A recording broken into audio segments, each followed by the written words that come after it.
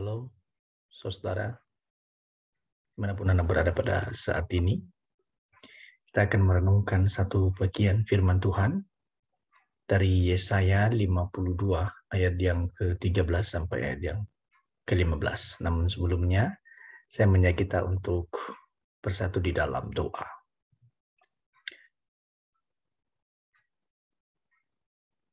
Kami mengucap syukur ya Tuhan, untuk segala pertolongan dan anugerah-Mu dalam kehidupan kami. Saat ini kami mau merenungkan dan membaca firman-Mu. Kiranya Tuhan menolong dan Tuhan yang memberkati kami. Kami serahkan waktu ini dalam pimpinan Tuhan di dalam nama Yesus Kristus. Amin. Saudara, mari kita membaca satu bagian firman Tuhan yang terambil dari Yesaya pasal yang ke-52. Yesaya 52 ayat yang ke-13 sampai ayat yang ke-15. Saya akan bacakan kepada kita, sesungguhnya hambaku akan berhasil. Ia akan ditinggikan, disanjung, dan dimuliakan. Seperti banyak orang akan tertegun melihat dia. Begitu buruk rupanya, bukan seperti manusia lagi. Dan tampaknya bukan seperti anak manusia lagi. Demikianlah ia akan membuat tercengang banyak bangsa. Raja-raja akan mengatupkan mulutnya melihat dia. Sebab apa yang tidak diceritakan kepada mereka akan mereka lihat. Dan apa yang tidak mereka dengar akan mereka pahami. Nah, saudara, di dalam pembacaan daripada Yesaya 52 ayat yang ke-13 sampai ayat yang ke-15 ini sebetulnya tidak bisa dipisahkan dari pembacaan Yesaya 51 khususnya di ayat yang ke-17 sampai 23.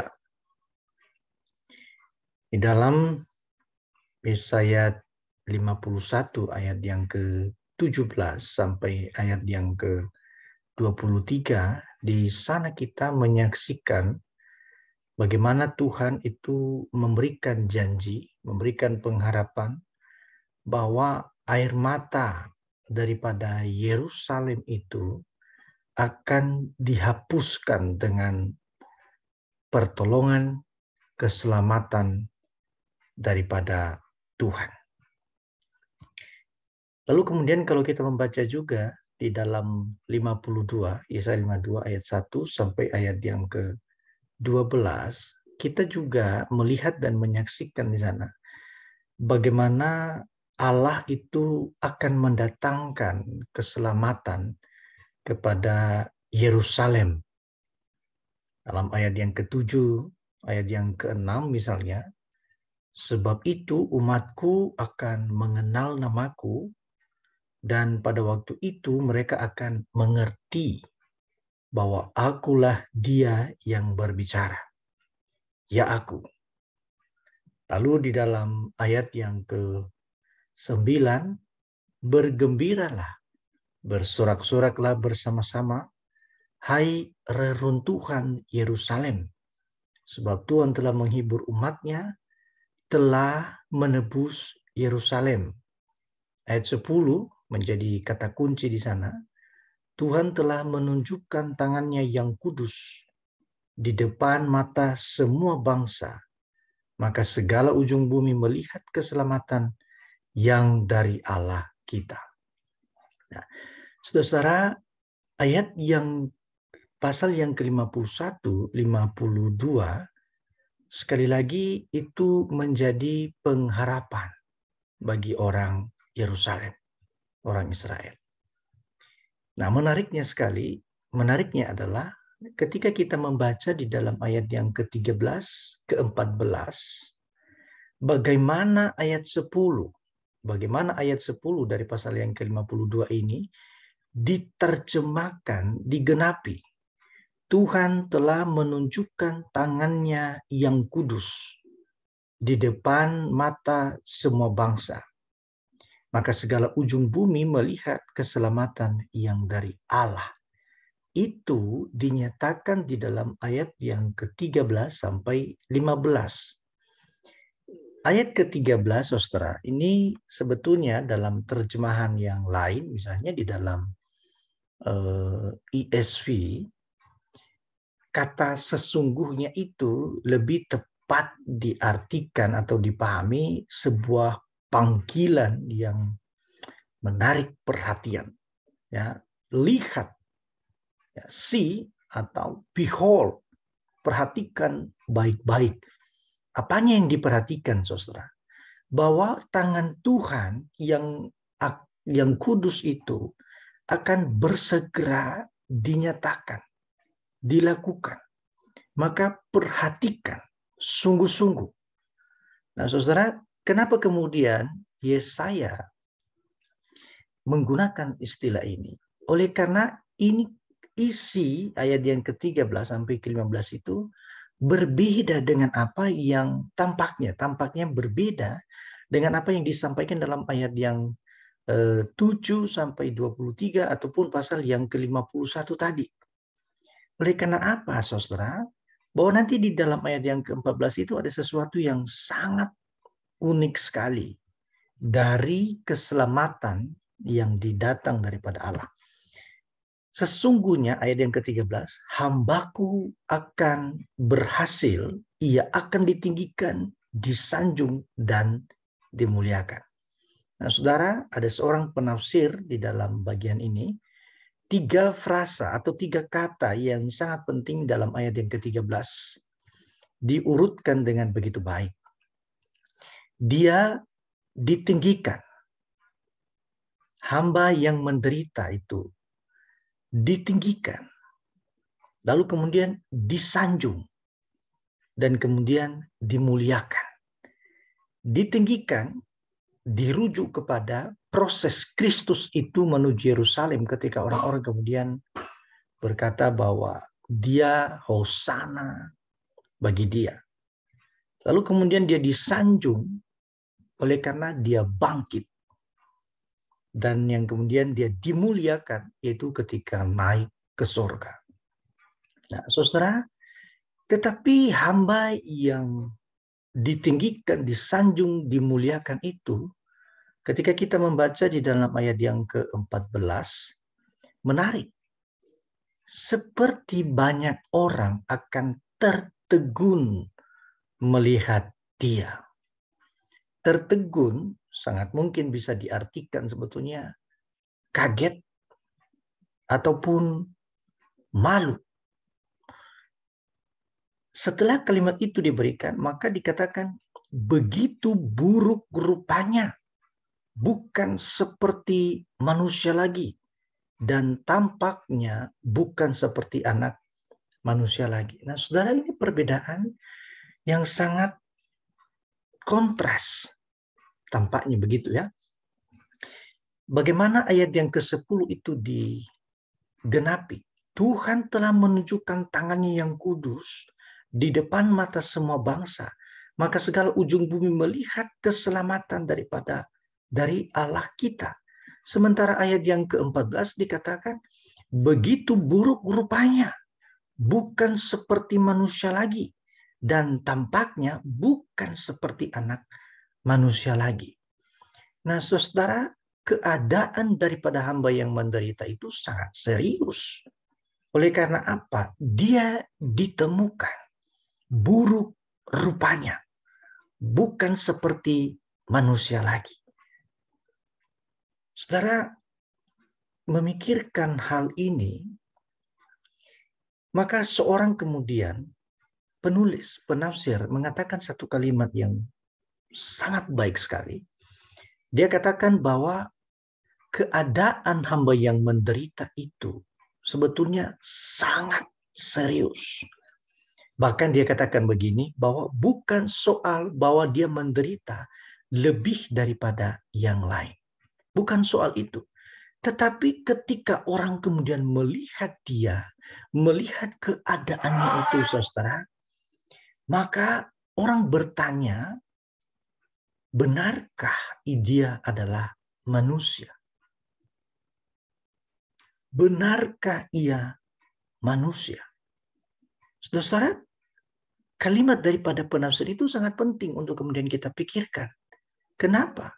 Karena memang begitu buruk keadaan yang dialami oleh hamba yang menderita itu. Nah, saudara, ketika membaca kemudian atau memperhatikan kalimat daripada penafsir ini, maka kita kebayang apa yang dituliskan oleh Paulus dalam Filipi pasal yang kedua, ayat yang ke-6 dan sampai ayat yang ke-7. Saya akan bacakan kepada kita. Filipi 2 ayat yang ke-6 dan sampai ayat yang ke-7. Yang walaupun dalam rupa Allah tidak menganggap kesetaraan dengan Allah itu sebagai milik yang harus dipertahankan, melainkan telah mengosongkan dirinya sendiri dan mengambil rupa seorang hamba dan menjadi sama dengan manusia. Dan dalam keadaan sebagai manusia, ia telah merendahkan dirinya dan taat sampai mati, bahkan sampai mati di kayu salib. Saudara, membaca kronologis dari apa yang disampaikan oleh Paulus dalam bagian ini. Dalam rupa Allah, tidak menganggap kesetaraan dengan Allah. Lalu kemudian ayat yang ke-7, dia mengosongkan dirinya mengambil rupa seorang hamba. Lalu kemudian menjadi sama dengan manusia. Rasanya hamba dan manusia ditempatkan secara kronologis dia, saudara. Lebih dulu hamba, baru kemudian manusia. Kalau kemudian kita merujuk, memperhatikan kalimat dari penafsir ini yang mengatakan benarkah dia manusia, ini menunjukkan keseriusan, kengerian keadaan daripada hamba yang menderita yang dimaksudkan oleh Yesaya di dalam bagian ini, yang kita kemudian percaya, saudara, bahwa hamba yang menderita ini adalah Kristus itu sendiri. Ayat yang ke-14. Begitu buruk rupanya, bukan seperti manusia lagi, dan tampaknya bukan seperti anak manusia lagi. Keadaan yang begitu buruk itu, saudara, membuat orang yang melihatnya menjadi mundur. Membuat orang yang melihatnya itu tertegun tunduk. Dan itu yang dikatakan di dalam teks yang lain, bahwa dia menanggung derita itu, dia menanggung kesulitan itu, bahkan penderitaan yang begitu amat itu, saudara, oleh karena pemberontakan kita, oleh karena dosa kita. Ketika Yesus berdoa di dalam Taman Getsemani, kita tahu dia begitu serius. Sampai-sampai kemudian dia berkata kepada para muridnya itu, hatiku sangat sedih, seperti mau mati rasanya. Ada ketegangan, ada keseriusan di sana. Bagaimana dia merela untuk menanggung penderitaan itu. Nah, saudara, pertanyaan kemudian adalah, kenapa Allah memilih jalan keselamatan kepada umat manusia dengan penderitaan yang sehebat itu? Sampai-sampai orang berkata, benarkah dia manusia? Saudara, cinta seperti apa yang kemudian kita harapkan daripada Allah kecuali kematian? Paulus itu berkata di dalam Roma bahwa bagi orang baik ada orang yang mau mati. Bagi orang baik ada orang yang mau mati. Bagi orang benar mungkin ada orang yang mau mati. Tetapi bagi orang berdosa, adakah orang yang mau mati? Bagi yang bersalah, bagi orang bersalah ada orang yang mau mati. Tetapi ternyata ada. Kristus Yesus mati ketika kita di dalam kelemahan, ketika kita di dalam dosa. Saudara-saudara, mungkin kita bertanya, kasih seperti apa lagi yang Tuhan mau lakukan kepada kita? Yesus berkata, kasih seperti apa lagi yang kamu minta? Ketika seseorang mau menyerahkan nyawanya untuk kita, bukankah itu kasih yang paling besar? Kenapa dia melakukannya? Motif Allah itu apa? Saudara, kalau bicara tentang motif, itu bicara tentang kasih daripada Allah kepada kita yang tidak menginginkan kebinasaan terjadi dalam kehidupan kita. Saudara, ketika Allah tidak menginginkan kebinasaan, itu menunjukkan bahwa kita ini sangat serius, sangat berharga di matanya. Maka ia melakukan. Motifnya itu adalah kasih. Tetapi kemudian ketika kita berpikir, kenapa Allah melakukan itu? Tidak ada cara lain. Saudara, memang keselamatan itu datangnya daripada Allah. Manusia tidak bisa menyelamatkan dirinya sendiri. Keselamatan itu datang daripada Allah. Pertolongan itu hanya datang daripada Allah. Saudara, ayat yang ke-15. Demikianlah ia akan membuat tercengang banyak bangsa. Raja-raja akan mengatupkan mulutnya melihat dia. Sebab apa yang tidak diceritakan kepada mereka akan mereka lihat. Dan apa yang tidak mereka dengar akan mereka pahami. Saudara, keselamatan di dalam Yesus Kristus yang telah dirancang dan digenapi oleh Allah itu sendiri membuat orang tercengang. Oleh karena apa? Saudara, di tangan Allah yang kudus ada pengharapan air mata Yerusalem itu akan dihapuskan. Yerusalem itu akan dihiburkan. Lalu kemudian di dalam ayat yang ke-13, ke-14 ada panggilan untuk memperhatikan pesan daripada Allah. Dan ternyata pesan Allah itu disampaikan dengan begitu serius dan mengatakan bahwa manusia atau penyelamat itu buruk rupanya, sangat menderita. Tetapi kemudian justru mendatangkan keselamatan. Saudara, beberapa waktu yang lalu kita memikirkan satu bagian soal batu yang dibuang oleh tukang bangunan itu. Sesuatu yang tidak dianggap tetapi justru dijadikan berharga oleh Allah. Dan itu dikatakan Petrus, itu adalah Kristus Yesus. Saudara, dalam pergumulan ini, dalam menyambut Jumat Agung kali ini, kita kemudian diarahkan. Jumat Agung itu bicara tentang kasih, bicara tentang pengorbanan daripada Kristus. Saudara, apa yang saudara siapkan? Tidak ada persembahan yang lebih besar, lebih berharga daripada persembahan hidup. Tegas sekali di dalam Roma 12 ayat yang pertama itu, persembahkanlah hidupmu, persembahan tubuhmu.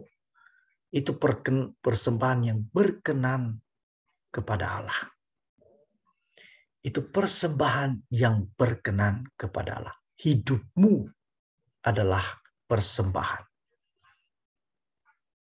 Bagaimana dengan uang? Saudara-saudara, hidup itu lebih penting daripada uang. Maka yang lebih penting itu telah diserahkan. Maka tuntutan kepada setiap kita, orang yang percaya, yang mengalami penebusan di dalam Kristus Yesus, adalah untuk mempersembahkan hidup kita kepada Dia. Karena Allah telah menempuh jalan yang sangat serius untuk merangkul, memeluk kita, menyambut kita. Apa yang bisa kita lakukan? Sebetulnya tidak ada. Tidak ada balasan yang bisa kita berikan kepada Allah oleh karena pertolongan, kasih, cintanya kepada kita. Tidak ada. Ini hanya respons kita. Ucapan syukur kita kepada Tuhan untuk mempersembahkan hidup kita seutuhnya kepada Dia. Itu yang pertama. Yang kedua, saudara, jangan ragu untuk mempercayakan hidup kepada Allah. Oleh karena apa? Nyawanya saja Ia berikan kepada kita, apalagi yang lain. Jelas itu dikatakan oleh Paulus dalam Roma, pasal yang ke-8, ayat yang ke-31, 32, 33, sampai ayat yang ke-39. Bahwa anak tunggalnya saja, anak tunggal daripada Allah itu diberikan kepada kita. Dia rela diberikan kepada kita. Masakan untuk hal-hal yang lain itu dia tidak akan pelihara. Yang kita lakukan itu, saudara, mempercayakan hidup kepada Kristus Yesus. Yang ketiga, saudara, keselamatan yang datang daripada Allah itu hanya di dalam Yesus Kristus. Tidak ada keselamatan di luar Yesus Kristus. Tegas, jelas. tidak ada keselamatan di luar Yesus Kristus. Yesus sendiri berkata bahwa di luar Dia, kita itu tidak bisa berbuat apa-apa. Tidak ada keselamatan di luar Yesus Kristus. Satu-satunya yang sulung, yang utama, itu adalah Kristus Yesus. Bagi saudara-saudara yang menunda untuk percaya kepada Tuhan Yesus Kristus, satu-satunya juru selamat yang berdaulat, yang berkuasa, yang membinasakan tubuh dan raga dan jiwa. Saudara-saudara, serahkan dirimu untuk tunduk dan diselamatkan di dalam Yesus Kristus. Nah, bagi saudara-saudara yang sudah percaya, ceritakan kasih Kristus yang amat serius ini kepada orang-orang, kepada sahabat, kolega, atau siapapun, supaya mereka mendengarkan keselamatan ini. Saudara-saudara, dan ini ayat yang ke-15 ini sangat mungkin kita bisa rujuk dalam tulisan Paulus kepada jemaat di Korintus, bahwa apa yang tidak pernah terdengar oleh telinga, tidak pernah dilihat oleh mata, dan tidak pernah timbul di dalam hati seseorang, itu yang disediakan. Keselamatan itu yang disediakan oleh Allah kepada setiap kita. Saudara, kiranya menolong untuk memberkati setiap kita di dalam mempersiapkan menyambut Jumat Agung pada tahun 2022 ini. Mari kita bersatu di dalam doa. Kami bersyukur Tuhan dan kami berterima kasih untuk apa yang telah Tuhan kerjakan dalam kehidupan kami. Terima kasih untuk derita yang telah Engkau tanggung. Terima kasih juga untuk keselamatan yang Engkau sediakan bagi kami. Tuhan, tolong kami untuk terus berseru dan berpegang teguh dalam iman kami di dalam Yesus Kristus. Terpuji dan termulialah Engkau ya Tuhan. Dalam nama Yesus Kristus kami berdoa. Amin.